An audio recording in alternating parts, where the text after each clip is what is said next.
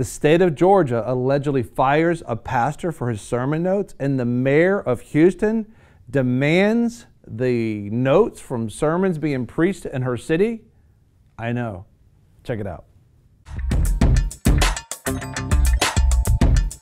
Who would ever thought this can happen? We heard a hint of it in Houston, Texas, but in the state of Georgia, allegedly the state government called in an employees who happened to be a pastor's sermon notes, asked them to turn the sermon notes in. They passed them back and forth, and when they saw them, allegedly they fired the pastor for what he preached behind the pulpit. Can you believe it? Well, we have to begin to stand up for our First Amendment rights. Listen to this Pastor Dr. Eric Walsh, and he got fired from his job allegedly in the state of Georgia for what he preached behind the pulpit. Let's take a look. The state of Georgia is telling Pastor Eric Walsh to hand over copies of his sermon notes, and Pastor Walsh is refusing. He's represented by First Liberty Institute. Pastor Walsh and attorney Jeremy Dice of First Liberty join us now from Atlanta. Now, Dr. Walsh, let's begin with you. This is the second time that the state has demanded your sermon notes. What happened the first time? The first time I was asked to turn over sermons was after I'd been hired by the state of Georgia to work in the state health department. Now, why did the department fire you? I don't know exactly. They really haven't been given was never given a direct reason. But I think maybe Jeremy could give some insight into that. Okay, so Jeremy, what's the legal issue here? It's very clear. The first time that the state of Georgia asked for Dr. Walsh's sermons, it was when they had just hired him, and they wanted to find out more about that. Well, it's illegal for an employer to consider an employee's religion in making their hiring and firing decisions. They asked for those sermons. They found a couple more of their own. We have the emails in which we find them dividing up those sermons amongst themselves, watching them, and then a few days later they fire Dr. Walsh, we think because of something they found objectionable, I don't know what, in his sermons. And now this is the second time when in the middle of litigation, they have asked for all of his sermon notes and transcripts dating back to when he first started preaching at the age of 18. It was illegal for them to ask for the sermons. It was illegal for them to fire him because of the sermons. And it is unconstitutional for them to now demand all of his sermon notes and transcripts. Now, why did you decide to file a religious discrimination lawsuit? Because no one in this country, including Dr. Walsh, should be fired for something they said in the pulpit. The pulpit is a sacred space. And for the state of Georgia, starting with Governor Deal all the way down to the Department of Public Health, for them to intrude upon that sacred space is a gross violation of the Constitution and of religious liberty in general. And Dr. Walsh, what would you like the outcome to be of this lawsuit? You know, I'd probably have Jeremy describe it better than I can. I just don't want it to happen to anyone else. I mean, I think that's the main thing for me. I think Dr. Walsh just wants to be left alone, allow him to go ahead and continue to preach as he sees fit, and to make sure that this doesn't happen to anybody else. The state has no business trying to remove the sermons of good pastors like Dr. Walsh. Absolutely. Now, did you anticipate that the state might demand those sermons again? And why do you think that they want them now? You know, I don't know why they want them, but the first time Dr. Walsh gave them sermons, he was fired from his job. He's scared to death to find out what happens if he does it again. Wow. And you've said that you will not give up your sermons, Dr. Walsh, unless you are forced to. What do you think the state might do now?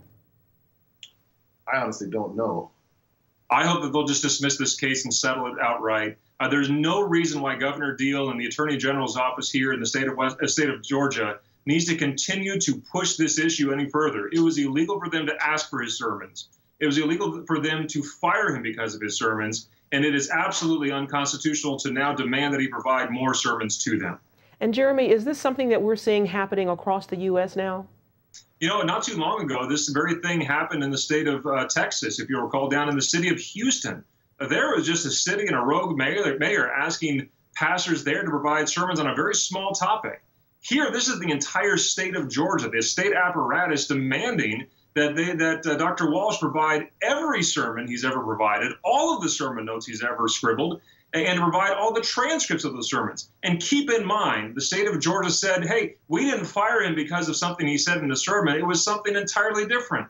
Well, then why are you ransacking through this pastor's study, trying to look for evidence that would somehow justify their illegal behavior? Unbelievable. And Dr. Walsh, how would you like people to be praying for you? Well, I'm asking for them to pray for me to stand strong, to learn what God wants me to learn out of this experience. And I want them to more than just pray for me. I really want them praying for my attorneys and for First Liberty Institute in general, because this work is a lot bigger than I am. And I really want prayers to be going up as we stand for what our country was built on, which is freedom, and freedom of religion in particular in this case. Absolutely. Dr. Walsh and Jeremy Dys, thank you so much for your time today. Thanks for having us. You're welcome.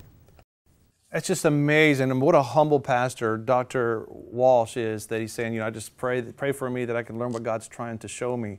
When the entire state comes against you for preaching the gospel, we need to stand in prayer for this pastor and all pastors everywhere, that they wouldn't cower down and stop exercising their First Amendment rights.